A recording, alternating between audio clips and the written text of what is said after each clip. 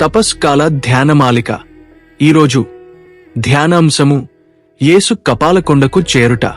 యేసు ఎన్నో అవమానాలతో, అవహేళనతో, శరీములోని రక్తమంతా కారిపోయి నడచే శక్తి లేక ఎలాగైతేనేమి తన చివరి మెట్టు అయిన కపాల పర్వతము చేరుకున్నారు. సోదర సోదరీలారా, కపాలము అనగా పుర్రె అనగా ఆ స్థలములో యుండేవన్ని పుర్రెలున మాట అంటే మరణశిక్ష అందరి అమలు జరిపే స్థలమన్నమాట. యేసును కూడా ఈ కపాల గుట్టకే తీసుకువచ్చారు. అది యెరూషలేముకు అతి చేరువలోనే యున్నది.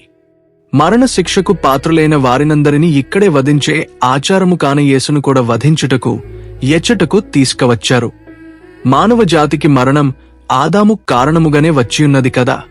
కాన మరణవేదిక లాంటి ఈ ప్రదేశాన్ని కపాల స్థలము అన్నారని చిత్రకారుడి అభిప్రాయము, ఎసేపుస్. కాని ఆధునిక పండితుల అభిప్రాయము ఇందుకు భిన్నముగాయున్నది.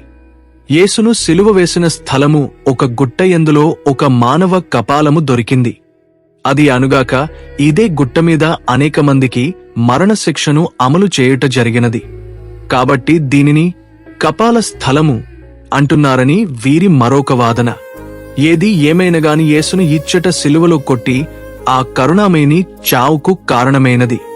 యేసుకు ఈ గుట్ట ఎక్కుటకు ఎంత బాధపడియుండెనో గ్రహించండి. అసలే సిలువు బరువుకు తాళలేక అడుగులో అడుగు వేసుకుంటూ మామూలు త్రోవలోనే నడువలేని పరిస్థితిలో యున్నారు. యేసు విషాదము ఏమాత్రము వెల్లడి చేయక కొండ మెల్లగా ఎక్కునప్పుడు యూదులు త్వరగా ఎక్కుమని తొందర పెట్టుచుండిరి. అప్పటికే మధ్యాహ్నమగుచుండెను. పూర్వవేదములో బలి పెట్టించుటకు ఈజాకు తానే వెదకి కట్టెలు తీసుకుని పర్వతమునెక్కిన మాదిరి సిలువ మోయిచు ఆ కొండ ఎక్కుచుండెను. తన్ను తాను పితకు బలి అర్పించు యేసుకుడా తాను దివ్యపితకు బలిగా సమర్పించుకొనుటకు తానే సిలువను కొనుటకు యేసు పర్వతము యొక్క కారణము ఏమైయుంటుంది? ఆయన పుట్టినప్పుడు ఎవ్వరికి తెలియకుండా ఒక పశువుల కొట్టములో పుట్టెను. మనుష్యులకు కనపడక 30 సంవత్సరముల పర్యంతము ఎక్కడికి పోక తన ఇంటిలోనే, తన మాత పితలకు తోడుగా సహాయంగా ఇంటిలోనే కాలమును వెళ్లబుచ్చుకొనుచుండెను. యూదులు ఒకానొక సమయములో రాజుగా చేయాలని అనుకున్నప్పుడు వారి నుండి వెడిలిపోయెను. ఇప్పుడు మరణము పొందబోవునప్పుడు అందరూ తన అవమానకరమైన మరణము సులభముగా చూడునట్లు యేసు ఒక కొండ శిఖరం తానే వెళ్లేను. ఇచ్చట మనము నేర్చుకోవలసినదేమనగా సమస్తులచే భూషింపబడి అందరికీ మన సామర్థ్యము చూపాలని ఆశిస్తాము. అయినా అందరి ఎదుట అవమానమును పొందేవరైనా కోరుతారా? యేసు మహిమ కీర్తి వెదకలేదు. జనులు తను స్తుతించకుండా చాలా సమయములలో దీనుడే దాగియుండెను. నీవు అందరి ఎదుట స్వల్పమమానము కీర్తి పొందు సమయమున నీ అహంకారము దానిని భరించలేదు. కాన పునీతులు తనను తాను హెచ్చించుకునివాడు తగ్గించుబడును. యేసు తను తాను తగ్గించుకునేవాడు హెచ్చింపబడును. నిన్ను నీవు ఈ లోకములో ఎంత తగ్గించుకుందువో పరలోకమున నీవు తప్పక హెచ్చింపబడదు. నేరస్తులను హత్య చేయక మునుపు వారికి పిచ్చుకలిపిన ద్రాక్షరసము త్రాగనిచ్చుట వాడుకైనది. అటి ద్రవము చేత కొంత మేకము వచ్చును. అందువలన వారు పడే బాధలు నిత్రానుడే. కపాలకొండకు చేరిన మీదట సిలువలో కొట్టినప్పుడు తెలియకుండయుండుటకు అలా చేస్తారు. బంటోతులు ఆయనకు ఈ పానము ఈయ నిశ్చయించిరి. కాని యేసు దానిని త్రాగుటకు ఇష్టములేక రుచిచూచి వదలవేసెను. దానిని రుచిచూచుటలో తక్కిన నేరస్తువలే అట్టి అవమానము పొంద తాను సిద్ధముగాయున్నానని చూపించెను.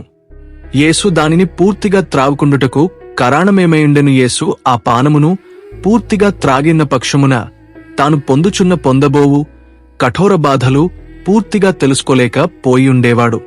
ఆయనను దివ్య రక్షకుడు మరణమును నిండు తెలివితో మనసొప్పి పొంద చిత్తగించును. తన బాధలు తగ్గింపక మైకము లేకుండా పాటలు పొంద చిత్తగించును క్రీస్తువుడా. యేసు సుమాతృక చూచితివే కదా. బాధ కష్టము పడ ఇచ్చగించువారు మనతో ఎందరున్నారు? దైవ చిత్త ప్రకారము మనకు కష్టము వచ్చినప్పుడెల్ల దానిని తొలగింప ప్రయాసపడెదము. కాని చేసిన పాపములకు ప్రాయశ్చిత్తముగా తనను తాను బాధ పెట్టుకునే వాడెవడు? పునీతులు అనేకమంది తమకు తాము ఎన్ని బాధలు పడుటకు యేసు ఆ పానము త్రాగలేదు. నీవు అప్పుడప్పుడు నీ శరీరమును నిగ్రహింపలేవా? ఇట్టి ధైర్యము నీకులేదా? యేసు నిమిత్తము నీవు కొన్ని బాధలు వెదకలేవా? నీకేసు తన ప్రాణాన్నే ఫణంగా పెట్టారే, నీవు ఆయనకే బాధలు వెదకలేవా? యేసు పిచ్చుకల్పిన ద్రాక్షరసము రుచి చూచిన పెదప జూదులు అతని వస్త్రములను ఆడదీయసాగిరి. దివ్యరక్షకుడు రాతిస్తంభమున మెల్లెలచే పొందిన గాయముల నుండి కారిన రక్తముచే ఆ వస్త్రములు గాయములకు కక్కంచుకుని యుండెను. క్రూరులు అధిగమనింపక వస్త్రములను బలవంతముగా లాగినప్పుడు వస్త్రములతో పాటు మాంసము కూడా పెరికిరి. అప్పుడు యేసు పొందిన నెప్పి ఇంత అని చెప్పలేము. వధ్యస్థలానికి చేరుకున్న తరువాత నేరస్తుని 2 చేతులు అతడు మోసుకవచ్చిన సిలువ అడ్డుకొయ్యకు కొడతాను, మేకులతో అంటగొట్టతారు, క్రింద చెక్క బిగించి దానిమాదరాళ్లు పెట్టి అంటగొట్టతారు కలిదిగాని, లేదా విడివిడిగాని ఉంచి మేకులు దించుతారు. ఈ స్థితిలో వ్యక్తి తీవ్ర మరణ వేదనలో యుంటాడు. ఉక్కిరి బెక్కిరే అంతిమ ఆర్తనాదాలు చేస్తారు. ఇక్కడ యేసు అలాంటివేమీ చేయలేదు. ఓర్చుతో అన్ని భరించారు. ఎందుకు మనందరిని పాపము నుండి రక్షించుటానికి సైనికులిచ్చే పాత్రానికాకనిచ్చే పాత్రాన్ని దేవుడునిచ్చే సంపూర్ణంగా సేవించదలుచుకున్నాడు యేసు.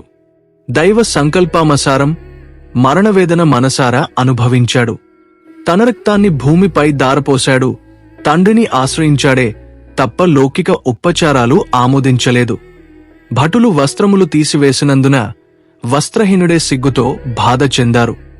సిగ్గులేక దేవుని సన్నిధానములో మనము చేసిన పాపఫలితమే యేసు భంగపాటు లోబడెను. సిగ్గుమాలిన నీ పాపము చేత నీ ఆత్మదిగంబరం పొందెను.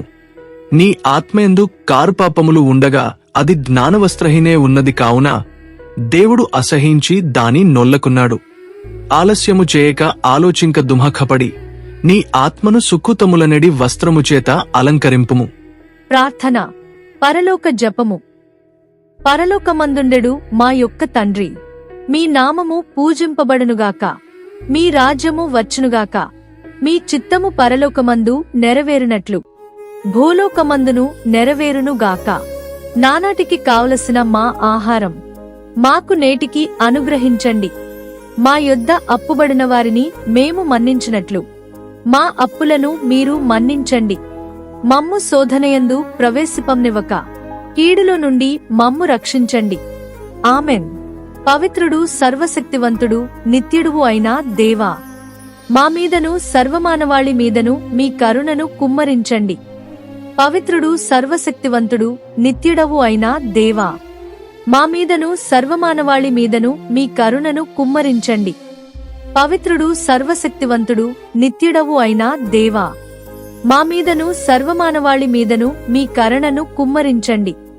పితా, పుత్ర, పవిత్రాత్మ నామమున ఆమెన్. యేసుక్రీస్తునాథుని వెలలేని తిరు రక్తపాటులను చూసి మా మీద దయగా ఉండండి. స్వామి.